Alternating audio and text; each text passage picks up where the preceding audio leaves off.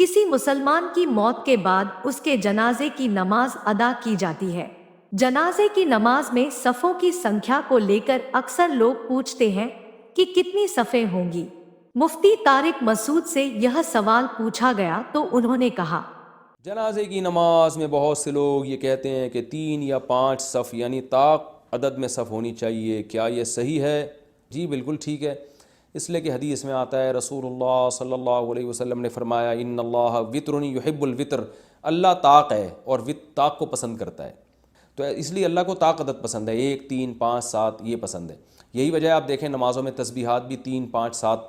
یعنی 3 دفعہ سبحان ربی العظیم کہیں یا 5 دفعہ یا 7 دفعہ، سبحان ربی الاعلیٰ بھی 3 دفعہ کہا جاتا ہے یا 5 دفعہ یا 7 دفعہ، تو یہ طاق عدد رکھیں اللہ تعالیٰ نے، عبادتوں میں بھی اس کا اہتمام کیا گیا ہے کہ عدد طاق ہونا چاہیے، 33 دفعہ سبحان اللہ پڑھا جاتا ہے،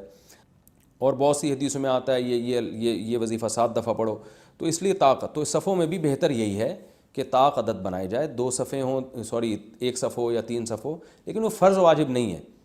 اگر صفیں کو درست کرنے میں بہت ٹائم لگ رہا ہے اور طاق بنانے میں بہت ٹائم لگ رہا ہے تو کوئی بات نہیں، پھر جفت میں ہی پڑھا دیں۔ نماز جنازہ میں تاخیر کرنا یہ زیادہ بڑا یعنی جرم ہے، تو اس لیے بہتر یہی ہے کہ طاق صفیں ہوں آسانی سے، اگر آسانی سے ممکن نہیں ہے تو پھر جیسے ہیں ویسے بھی پڑھا سکتے ہیں۔